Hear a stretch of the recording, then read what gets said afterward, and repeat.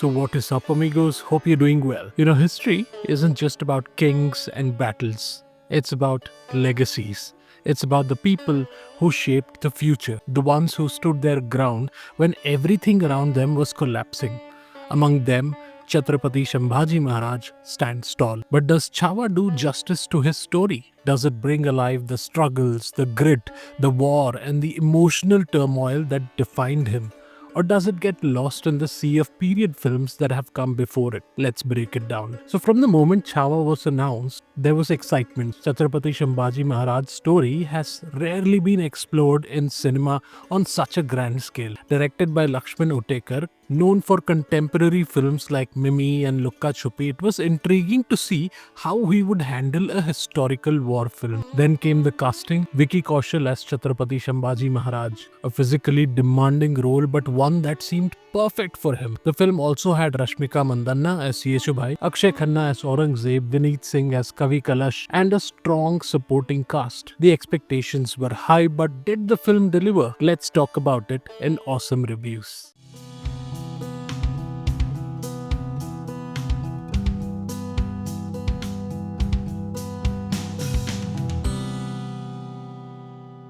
So the film traces Chhatrapati Sambhaji Maharaj's journey, his rise, conflicts, war strategies, and ultimately his tragic yet heroic sacrifice.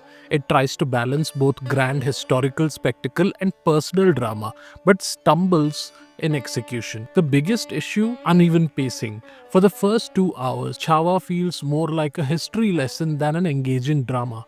Moments of brilliance are buried under long, stretched out sequences that fail to grip emotionally. The stakes don't feel urgent, the battles don't feel immersive, and the characters don't pull you in until the last 40 minutes. Films like Bajirao Mastani or Padmaavat draw you from the very first scene. Their battle sequences, personal rivalries, and the emotions feel alive. In contrast, much of Chhaava feels distant, like you're watching events unfold rather than experiencing them. But then, the last 40 minutes happen. The betrayal, the attack on Chhatrapati Sambhaji Maharaj, the raw brutality.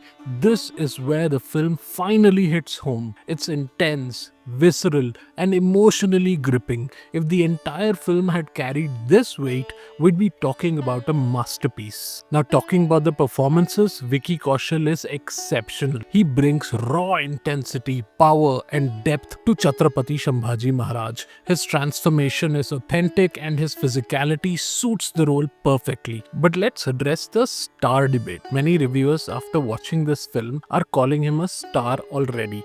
But do we need stars anymore? Or do we need actors who immerse themselves in their roles without relying on larger-than-life branding? Vicky is a phenomenal actor, but calling him a star would limit him. That said, his best performance, in my personal opinion, still remains Sardar Udham. That role demanded nuance, restraint, and emotional depth.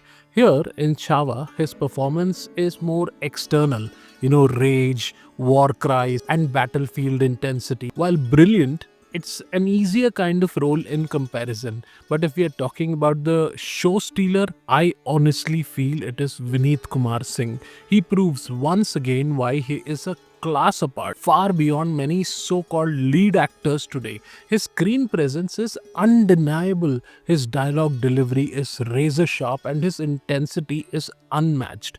And then comes the film's most iconic moment according to me, his kavita jugalbandi with Vicky Kaushal in the climax, while Chhatrapati Sambhaji Maharaj is chained.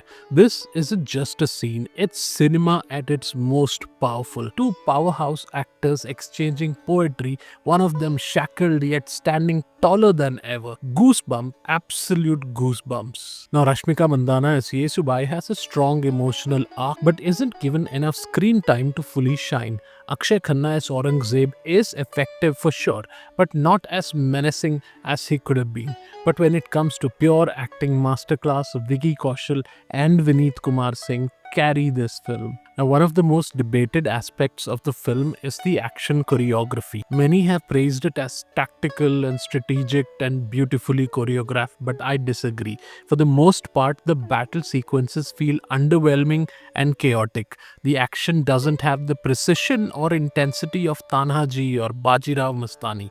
The editing, the sudden shots, the sudden transitions, it just doesn't feel coherent. However, the last 40 minutes change everything. The way Chhatrapati Sambhaji Maharaj is cornered, the sheer brutality of his final stand, it's breathtaking. If the entire film had been this immersive, we would have had something unforgettable. Now let's talk about one of film's biggest disappointments. It is the music. A.R. Rahman is a legend, but here his work is forgettable. There's no powerful war anthem, no emotionally stirring melody, nothing that stays with you after the film ends. Remember Rang De Basanti, the kind of patriotism and goosebumps it created. The soundtrack needed to elevate the story just like that, but instead it just lingers in the background. For a film of this magnitude, the music should have been iconic, but it isn't. Now Chhaava, despite its flaws, reminds us of the unshakable resilience of Chhatrapati Sambhaji Maharaj. His life was not just about war, it was about principles,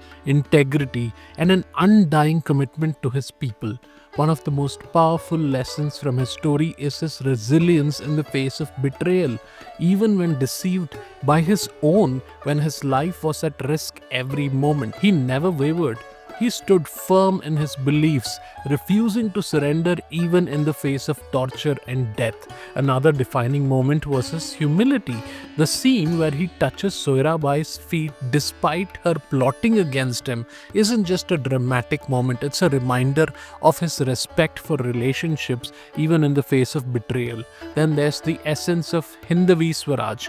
It was never about religion, as some misinterpret it, obviously for propagating their own agenda, but perhaps it was about freedom from oppression and tyranny. Chhatrapati Shivaji Maharaj and Chhatrapati Sambhaji Maharaj fought not for power or for any particular religion, but for the right of the people of his Deccan land or Hind Prant to live with freedom and dignity. Freedom of faith, freedom of religion, and freedom of belief. His refusal to convert, even in the final moments, wasn't just defiance, it was a message that true freedom is worth more than life itself, allowing people to choose what they want to be. That was the real freedom Chhatrapati Sambhaji Maharaj was fighting for, following in the same footsteps of his father. Beyond the battlefield, he was a scholar, a poet, and a patron of the arts too. His leadership was about balancing war with governance, aggression with wisdom, and power with responsibility. His story is a lesson in resilience, humility, plurality, freedom, and standing up for what's right, even when the most